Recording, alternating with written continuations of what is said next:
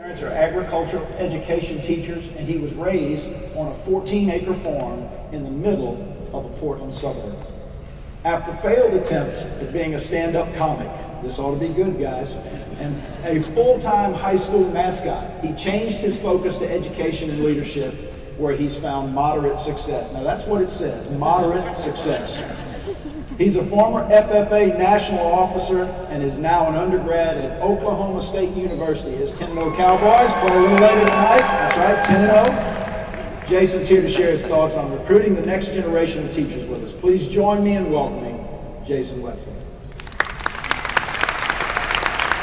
All words stated in this monologue have been created by, thought of, and edited by either Jason Wetzler or friends of Jason Wetzler. Any complaints, grievances, criticisms, or generally negative comments should be directed to his parents. Winning Captain Mayfield will be reached at 503-998-6302, who instilled a competitive and opinionated nature in him at a young age and are therefore, in a roundabout way, responsible for these speeches he's about to make. On the flip side, any praise, admiration, compliment, or flattery should also be directed to his parents and hope they hear this and pay for senior year of college. At no point should you adhere to what he says as fact. More so, realize he's been a student for the past 17 years at the mercy of sometimes great, sometimes awful teaching, as a man that's passionate about education and simply trying to make the world a better place. Wow, that was easy. Applause already? I'll take it. As you can see, I can talk pretty fast, but no matter how fast I talk, it's going to be pretty tough for me to cram all I want to say into 14 minutes. And I know it's a Saturday morning after a Friday night on Bourbon Street. I get it, but buckle up, so we're going to dive right in. 2 questions this morning. First, what are teachers? I agree. Not my answer, but that's good, okay? Second, why should people choose teaching as their career? Now, in trying to answer our first question, I'd be remiss if I didn't bring up my friend, Mr. Davies. Now, when Brian and I first walked into Emma Donna Middle School 2 springs ago, the first thing we noticed was the police officer standing at the door of the cafeteria. For a middle school of 350 students? First impression of Mr. Davies. This guy was cool, rocking some classic bifocals and a neatly manicured comb over. We noticed 2 things. 1, this Caucasian 30-something-year-old definitely stood out from his surroundings. 2, his students loved him. We learned Mr. Davies was originally from a small farm town in Indiana and used to teach at one of the top high school agricultural education programs in the state. But he left the comfort of his small town roots to try to change lives in inner city Indianapolis, knowing that his new place of employment had been previously ran by gangs and was so impoverished that 100% of students were on free and reduced lunch.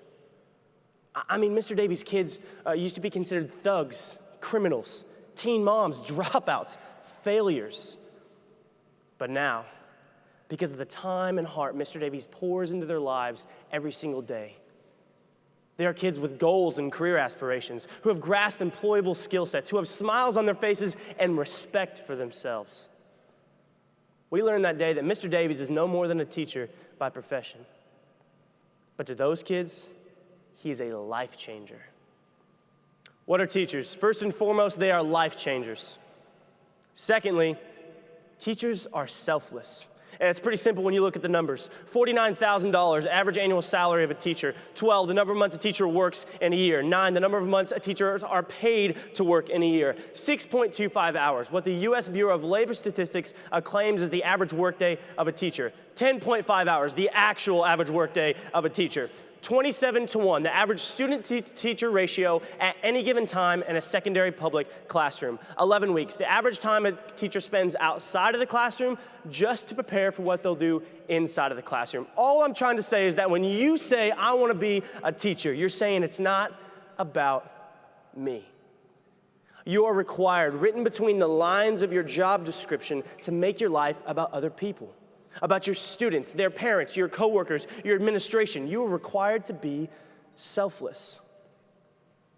What are teachers? Teachers are life changers. Teachers are selfless. Now, in answering our first question, I think it sets us up pretty squarely to answer our second. Why should someone choose teaching as their career?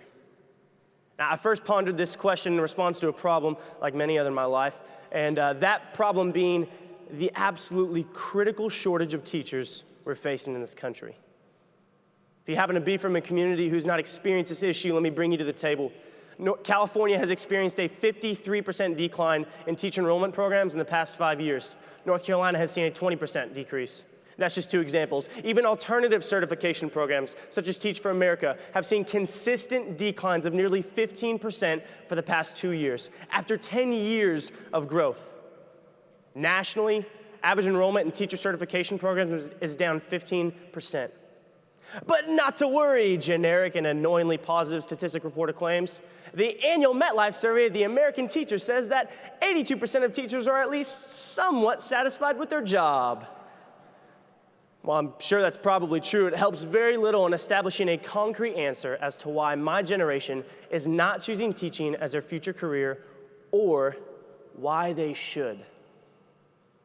Now, we started today by defining teachers because I believe it is one of our biggest blind spots that is preventing us from being effective in recruiting the next generation to teach. The mindset displayed by teacher recruitment campaigns right now is, teachers change lives. Teachers are selfless. Be a teacher. Be a selfless life changer. Take, for example, the Make More campaign.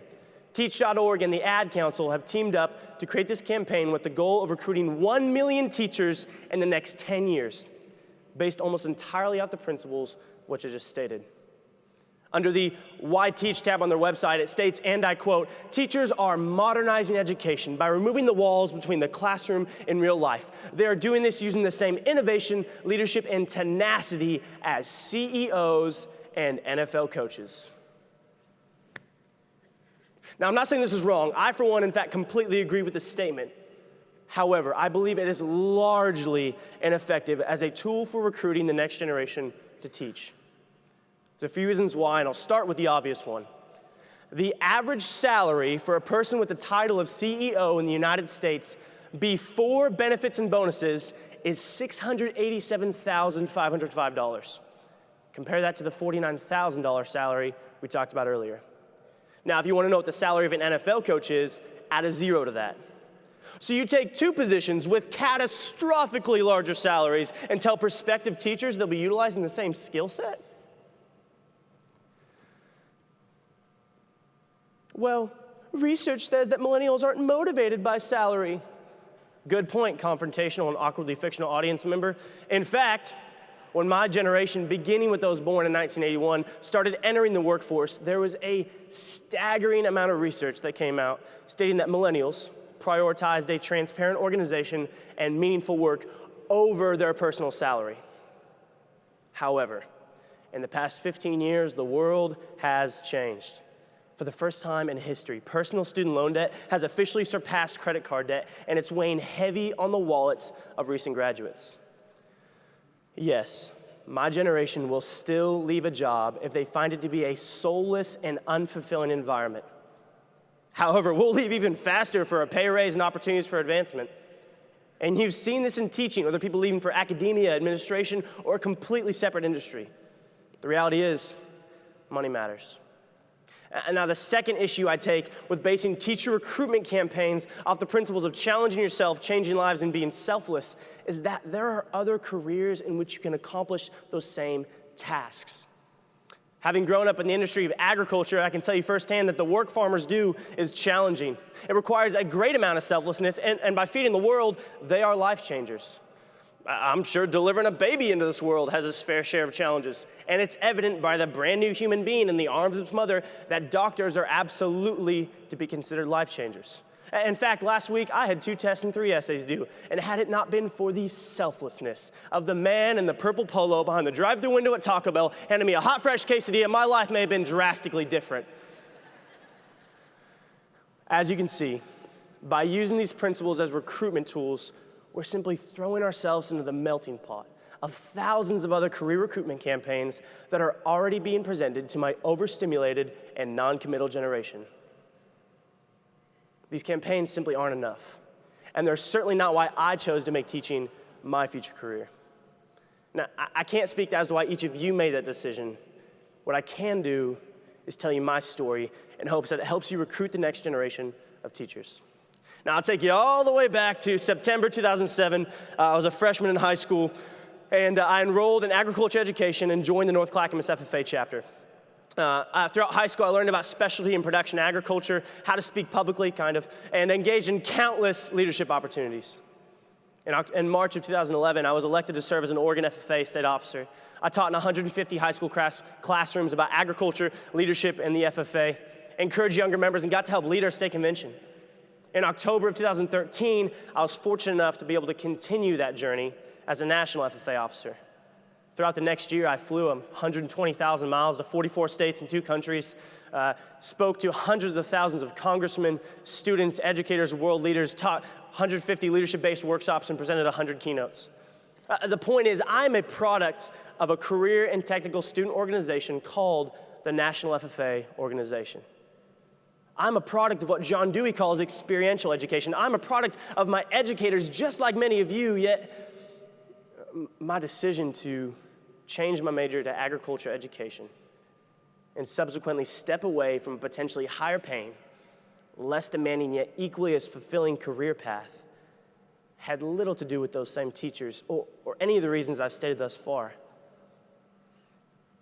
It was the semester after my national officer year, and I was enrolling in classes, a pretty regular schedule for an agricultural leadership major. And in my econ class, my ag econ class, I realized I had my choice of professor. In fact, there was a website I could go to that showed me rankings of agricultural economic professors at Oklahoma State University, like whether they took attendance or not, how hard their tests were, how relational their personality was. Yeah, that website exists. As a future educator, that is terrifying. Anyways, as I continued to enroll, I realized that for some of my classes, I didn't have my choice professor. I only had one choice. And it struck me. What if there was only ever one choice of professor? What if the course was no longer offered due to a lack of teachers? Now, to ensure I wasn't being all prima donna about the issue, I did some research on countries with severe teacher shortages. Here's what I found. When there are no teachers, there is no class. There's no class, there's no school. And when kids aren't at school throughout the day, they're not off rescuing kittens from trees or at the food bank packing meals for the hungry. No. Poverty, famine, gang violence. And the cycle spirals down and down and down. This utterly terrifying reality was more than enough for me to say, I have to be a teacher. Not I want to, I must choose to teach. My generation must choose to teach to ensure our children and our children's children are afforded the same quality of education, opportunities in career and technical education, and foundations which allow them to be globally contributing citizens in their communities, state, and world. We no longer have a choice. We can no longer try to coax and lure youth in with the promise of a hearty challenge and a middle-class salary. We must unveil to the next generation the true severity of the issue we are facing. It's not simply a teacher shortage. It's an educational crisis. Now, at this point, if you're anything like me, you're probably wondering, now, who can we entrust with the task of sharing such a pleasant reality to the next generation? Well, ideally, you'd want someone who interacts with these students on a daily basis, maybe has a significant influence on their life and choices, and possibly even is in the career field in which we're so strongly advertising. Where can we find such a specific audience? Oh, good morning, everyone. As the timeless saying goes, if you want something done right, do it yourself. Thank you, 10 of you. Nailed it. That's right. Second to their families, teachers are the only individuals who interact on a personal level with the next generation of teachers daily. Don't miss the power in that. Every day you have the opportunity as a life changer to recruit future life changers. By focusing on the gravity of the issue at hand and presenting one simple solution, we can get my generation to not only see the problem, but see themselves as part of the solution. I'll close with this.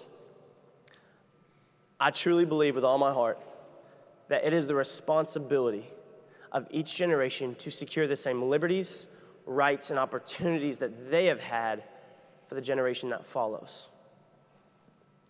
Teachers, are absolutely, without a doubt, a fundamental key to guaranteeing those rights. So the next time someone asks you, why should I be a teacher? I hope you turn to them, look them directly in the eye and say, because if you don't, who will? Thank you.